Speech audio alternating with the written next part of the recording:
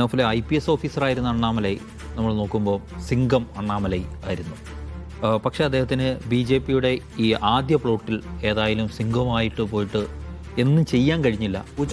ഒന്നും ആവാൻ കഴിയാതെ അദ്ദേഹം ആ ദൗത്യം അവസാനിപ്പിച്ചിരിക്കുന്നു. അതൊരു ദൗത്യത്തിൻ്റെ ഇടവേളയായെന്ന് കണ്ടാൽ മതി. കാരണം അണ്ണാമലയെ പോലെ ഒരാളെ ആ പ്ലോട്ടിലേക്ക് RSS ഇറക്കിയത് ദീർഘകാല പദ്ധതികളുടെ അടിസ്ഥാനത്തിൽ തന്നെയായിരിക്കും. അപ്പം ആ ആദ്യ പ്ലോട്ടിൽ ഒന്ന് പാളി അല്ലെങ്കിൽ ഉദ്ദേശിച്ച ഫലമുണ്ടാക്കാൻ കഴിയുന്നില്ല എന്ന് കാണുമ്പോൾ ആ പ്ലോട്ടൊന്ന് മാറ്റിവെക്കുന്നു, മറ്റൊരു പദ്ധതി നിർവഹണം ഉണ്ടാക്കുന്നു.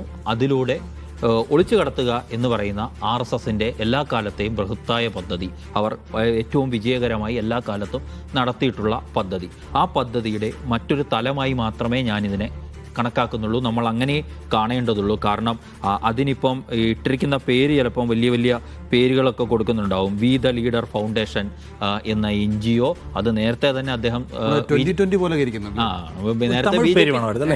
നേരത്തെ BJP ചേരുന്നതിന് മുമ്പ് IPS വിട്ടിറങ്ങി വരുന്നപ്പോൾ തന്നെ ഈ NGO ഉണ്ട്.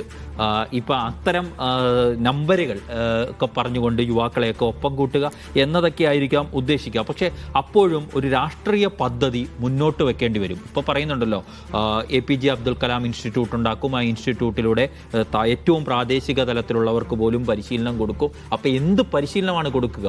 അവിടെ ഒരു രാഷ്ട്രീയ പദ്ധതി പറയേണ്ടത് ഒരു രാഷ്ട്രീയ പാർട്ടി ഉണ്ടാക്കുമ്പോൾ, അല്ലാതെ വെറുതെ ബഹളം ഉണ്ടാക്കിക്കൊണ്ട് പോകണം. അപ്പോൾ അത് ആർക്കെതിരെ എന്താണ് പറയാൻ പോകുന്നത്? എന്തായിരുന്നു ഇതുവരെ അണ്ണാമല ചെയ്ത?